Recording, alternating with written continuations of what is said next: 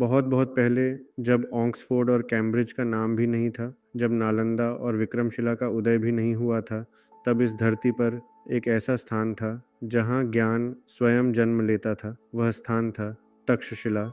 लगभग 2500 वर्ष पहले, छठी शताब्दी ईसा पूर्व में, उत्तर पश्चिम भारत की भूमि पर, सिंधु नदी के किनारे, आज के पाकिस्तान के रावलपिंडी के पास, एक नगर बसता था, ज्ञान का नगर, गुरुजनों का नगर। तक्षशिला कहा जाता है। इसका नाम पड़ा तक्षशिला राजा तक्ष के नाम पर, जो महाराज भरत के पुत्र थे।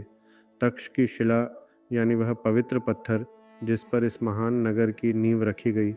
लेकिन इसके नाम के पीछे एक और प्राचीन कथा भी है। कभी इस क्षेत्र पर शासन करता था तक्षक नाग, एक शक्तिशाली नागराज। देवताओं ने उसके अत्याचार को समाप्त करने के लिए एक विशाल पर्वत उसी पर रख दिया। उसकी शक्ति धरती के भीतर कैद हो गई। वह पर्वत वही शिला कहलाया, और उसी शिला पर उभरा तक्षशिला, जहाँ अंधकार से प्रकाश की शुरुआत हुई।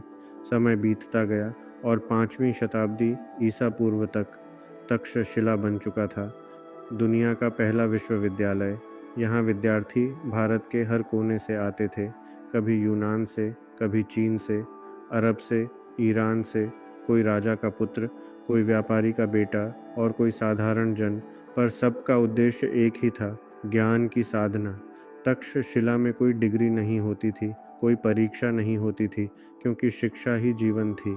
प्रत्येक आचार्य का अपना गुरुकुल होता था। विद्यार्थी अपने गुरु को पद या प्रसिद्धि से नहीं, ज्ञान से चुनते थे।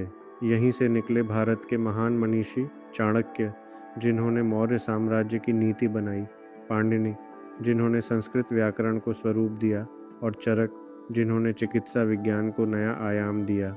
कल्पना कीजिए, दीपकों की मंद रोशनी में खुलते ताड़पत्र, वृक्षों के नीचे चलती तीव्र बहसें, गुरुओं की आवाज़ और दूर दूर तक गूंजते श्लोक।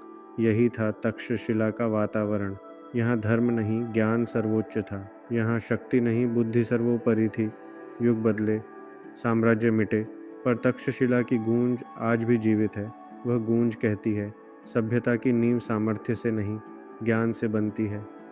तक्षशिला, वह शिला जिसने दुनिया को सफलता का असल अर्थ सिखाया। ज्ञान का मंदिर, जहाँ से मानव सभ्यता ने अपने सुनहरे अध्याय की शुरू